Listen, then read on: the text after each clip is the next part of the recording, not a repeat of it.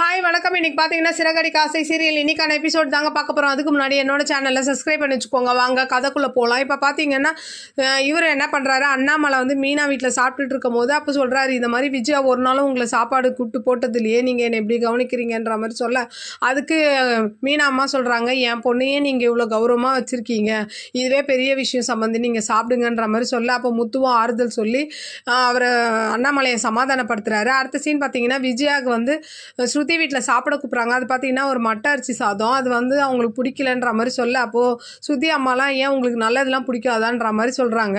அப்போது ரவிலாம் வந்து சாப்பிடுமா பழகிரும்னு சொல்கிறாங்க. அப்புறம் அந்த சாப்பாடை பிடிக்கதும் பிடிக்காத மாதிரி விஜயா சாப்பிட்டுட்டு இருக்காங்க. அடுத்த சீன் பார்த்தீங்கன்னா இவர் என்ன பண்ணுறாரு, மனோஜ் அவங்க ஃப்ரெண்டோட ஷோரூமில் படுத்திருப்பார் இல்லையா, அங்கே எலி தொல்லை வர தாங்க முடியல. ரெண்டாவது இவரும் கொரட்டை விடுறதுல அவரால் தூங்கவே முடிய மாட்டேங்குது. அடுத்த சீன் பார்த்தீங்கன்னா முத்துவும் மீனாவும் மொட்டை மாடியில் உட்காந்து பேசிகிட்டு இருக்காங்க. அப்போ முத்துக்கு ஒரே வருத்தம், நம்ம அம்மா ராணி மாதிரி நம்ம வீட்டில் இருந்தாங்க, ஸ்ருதி அவங்க அம்மாவுக்கு வர எங்கள் அம்மாவை பிடிக்காது, எப்படி பார்த்துக்குறாங்களோன்ற மாதிரி வருத்தப்பட, அப்போது மீனா சொல்கிறாங்க, ஸ்ருதி தான் அங்கே இருக்காங்களே நல்லபடியாக பார்த்துக்குவாங்கன்ற மாதிரி சொல்ல, அப்போது இதே மாதிரி கெத்த எங்கள் அப்பாவையும் எங்கள் அம்மாவையும் கூட்டு போய் அந்த வீட்டில் உட்கார வைப்பேன்ற மாதிரி முத்து சொல்கிறாரு. அதுக்கு மீனா நானும் கூட இருப்பேங்கன்ற மாதிரி சொல்கிறாங்க. அடுத்த சீன் பார்த்தீங்கன்னா ரோகிணி என்ன பண்ணுறாங்க, சிந்தாமணியை பார்க்க வர, சிந்தாமணி என்ன சொல்கிறாங்கன்னா, உன்னால தான் அந்த குடும்பத்தை நான் இப்படி பழி வாங்கிட்டு இருக்கேன், நீ வந்து அந்த குடும்பம் செதஞ்சு கிடக்கு, நீ இப்போது மனோஜ் எங்கே இருக்கான்னு பார்த்து நீ அவனோட சேர்ந்து வாழ பாரு அப்படின்ற மாதிரி சொல்ல, அதுக்கு வந்து ரோகிணியும் ஓகே சொல்லி தலையாட்டிட்டு கிளம்புற மாதிரி இன்றைக்கான எபிசோடு முடியுது. பார்க்கலாம் நாளைக்கு என்ன நடக்குதுன்னு பார்த்துட்டு நான் உங்களுக்கு ரிவ்யூ கொடுக்குறேன்.